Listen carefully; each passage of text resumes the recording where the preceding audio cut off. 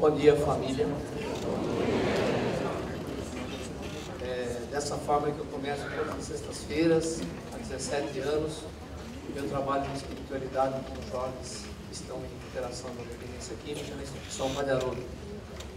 Eu sou um dos diretores da instituição, diretor voluntário, sou coordenador do TLC, treinamento de liderança cristã, que trabalha com prevenção junto a jovens da nossa sociedade, do nosso convívio, meus filhos, os amigos dos meus filhos, e sou também vice-presidente da FEBRACT. E uma vez fazendo um curso sábado com o Padre Haroldo, eu perguntei a ele como eu poderia ser útil a ele, uma forma de agradecimento por ter cuidado de um momento delicado da minha vida. E ele disse assim: você venha contar as suas histórias para os nossos jovens. Aí eu falei: Padre, eu não sei falar. Ele falou assim: você não vai falar, quem vai falar é Jesus através de você. E ele me deu um manual. Para muitas pessoas,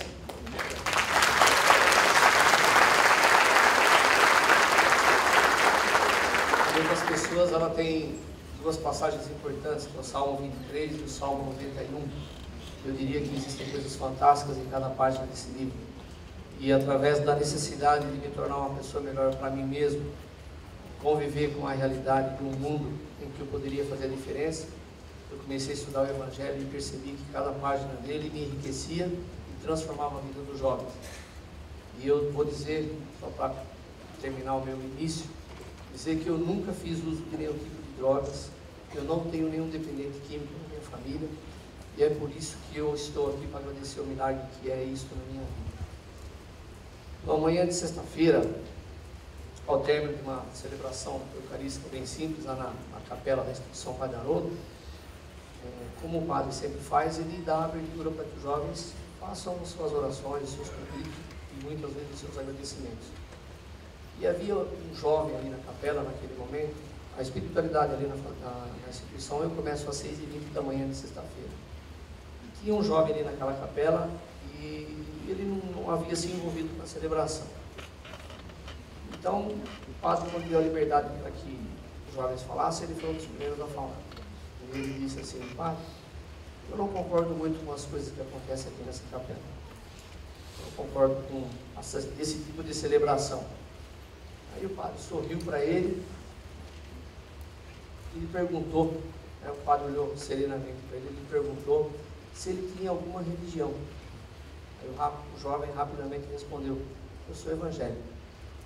A face do padre mudou completamente, olhando nos olhos dele, e falou assim: você não tem religião nenhuma, você não é nada, porque se você tivesse algum tipo de religião, você não usaria drogas, porque a sua religião é tão boa quanto a minha. E eu acompanhei o tratamento desse jovem até o final.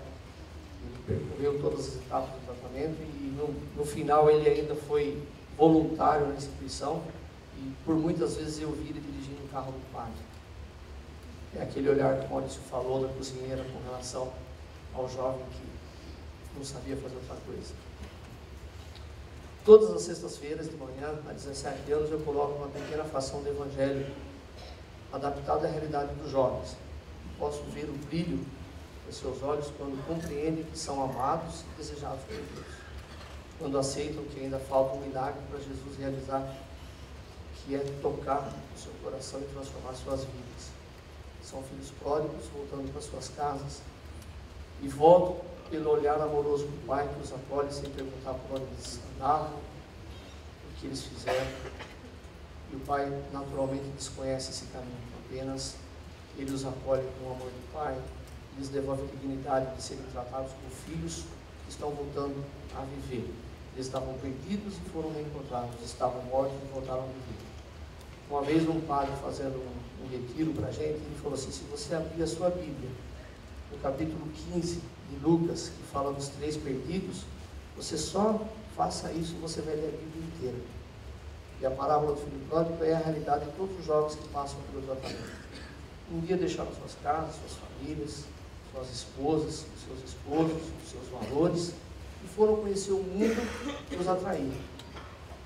E em determinado momento, eles voltam para suas casas. Se vocês lerem atentamente a parábola do filho pródigo, ele volta porque teve fome. Ele não volta porque estava com saudade do pai. E sentindo fome, ele se lembrou que na casa do seu pai os empregados tinham cama, tinham comida, e eles eram tratados com dignidade. E quando a gente coloca a espiritualidade no coração do jovem, ele se sente atraído a voltar para a casa do pai. A espiritualidade preenche com amor o vazio deixado pelas drogas. Provoca uma sensível transformação de sua autoestima, porque sentem que voltaram a ser amados e se perdoam pelo tempo de vida que deixaram de viver.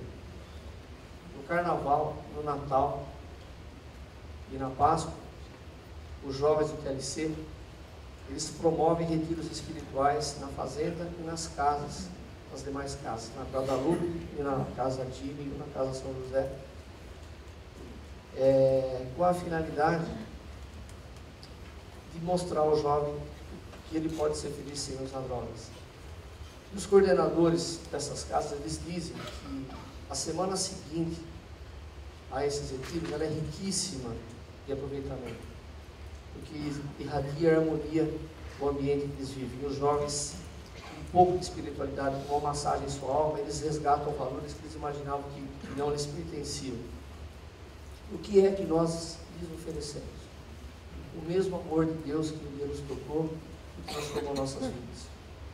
Às vezes a gente vai numa missa, ou vai num culto, ou vai numa celebração, e uma palavra se encaixa na nossa vida e muda completamente a nossa semana. Quando a gente mergulha os jovens num final de semana intenso, falando de Deus, do amor de Deus com relação a eles, da espiritualidade que pode despreencher o vazio que a droga deixou, eles se sentem fortalecidos e eles redescobrem valores que muitas vezes deixaram de existir nas suas vidas. Muitos jovens, às vezes, eles dizem para mim, é porque você não conhece o meu pai, e você diz que é fácil viver numa família. Eu falo assim, muda que você muda o seu pai. Muda que você muda a sua família. Começa perto de você. Há um ditado chinês que diz, se você quiser mudar o mundo, dê uma voltinha dentro da sua casa. Então, muitas vezes a gente desperta um jovem dependente químico, o desejo de voltar a ser feliz do lado das pessoas que lhes pertencem. O Aldo, eu não sei se ele está aqui. Eu queria que o Aldo ficasse ali perto. O Aldo é um amigo meu, um amigo espiritual meu, que está livre das drogas há mais de 10 anos. Obrigado, Aldo.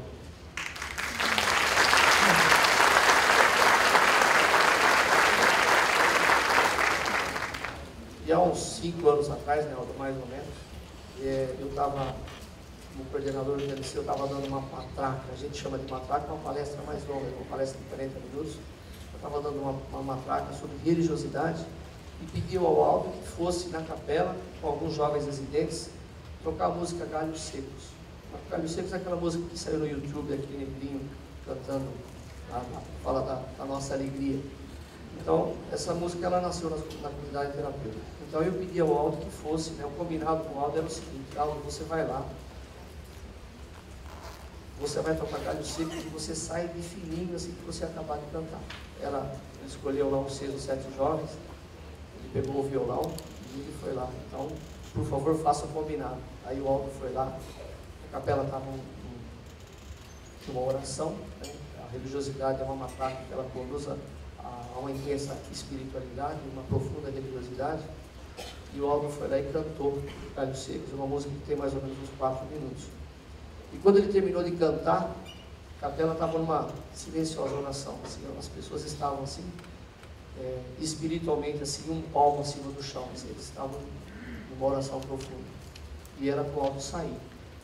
Aí o Aldo é um cara grandão, com o braço comprido assim, ele esticou o braço dele assim, apontando o sacrário e disse: eu conheci todos os tipos de drogas, eu fiz uso de todos os tipos de drogas, daquelas que vocês conhecem e daquelas que vocês nunca ouviram falar. Mas nada me deu tanto prazer quanto conhecer esse Jesus que está sendo lhes apresentado agora. Eu não precisei falar.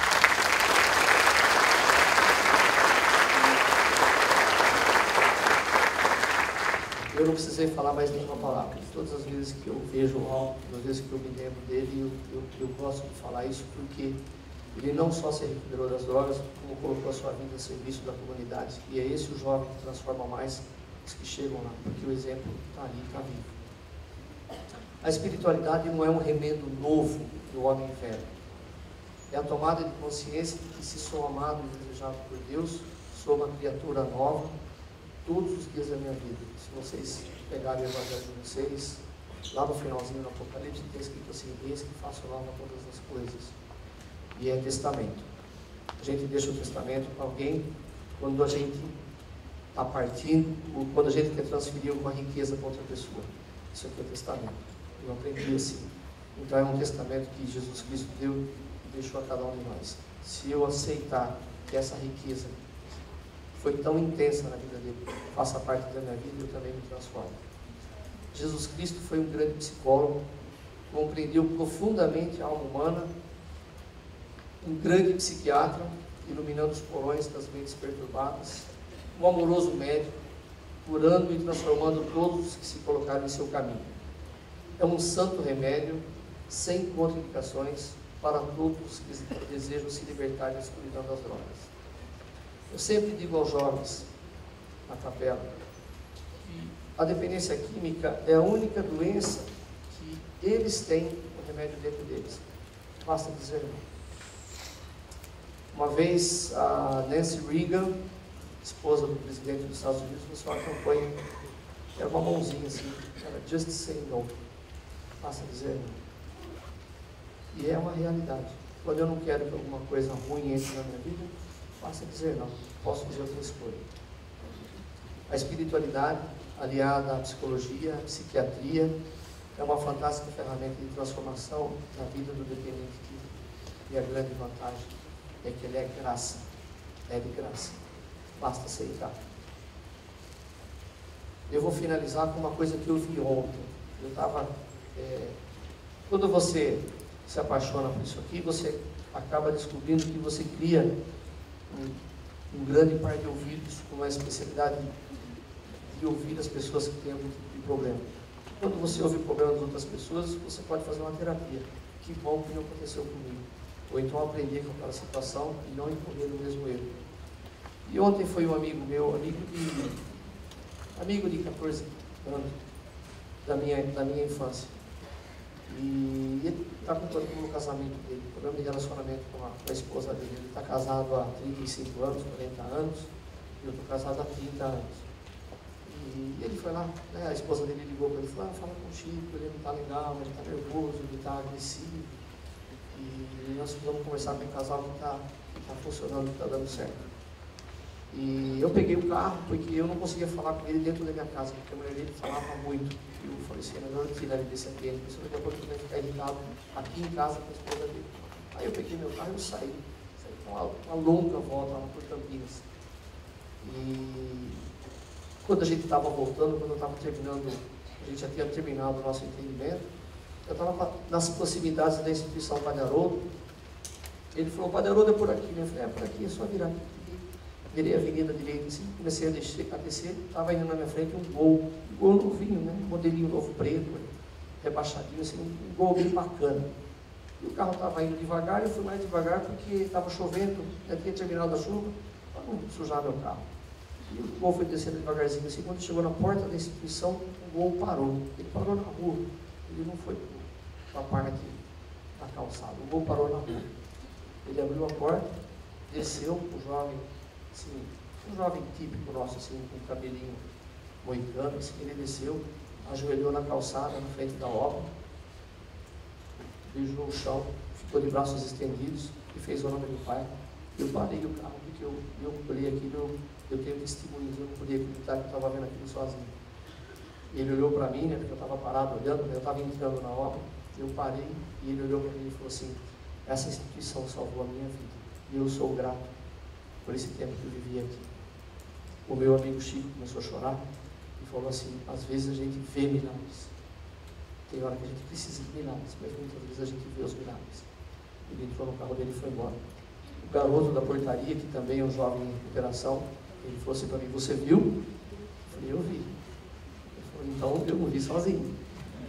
Aí eu dei uma volta por dentro da instituição, encontrei pessoas que estão em tratamento. O Francisco falou: quem que é? Eu falei: esse aqui estava na Cracolândia. E quem é esse? Esse aqui é um pai de família que está resgatando seus valores. Aí nós demos uma volta pela instituição, a hora que estava passando pela portaria de novo, uns 10 minutos durou isso, o jovem que estava na portaria falou assim para mim, falou assim, e eu ainda achei que tinha dúvidas com relação à eficiência desse tratamento. Agora eu não tenho mais. É isso que eu queria lhes dizer. Eu queria também reforçar o seguinte, que a espiritualidade, ela é um caminho para o céu, um caminho para o paraíso. Mas eu não preciso morrer para encontrar o céu. Eu posso ver o paraíso no meu dia a dia, na minha casa, com a minha família, com a minha esposa que está aqui, com os meus amigos, com as pessoas com quem eu me relaciono no meu trabalho. Eu sou um vendedor de carros, eu tenho uma pequena loja de carros. E conheço pessoas fantásticas que vão lá sem nenhum tipo de espiritualidade e se encantam por ver uma Bíblia em cima da minha mesa. Eu falo assim, a Bíblia é um livro para ser aberto e lido, não é um livro para ser peso no papel. Façam isso em suas vidas e virão respostas que vocês nem imaginam acontecer. Muito obrigado.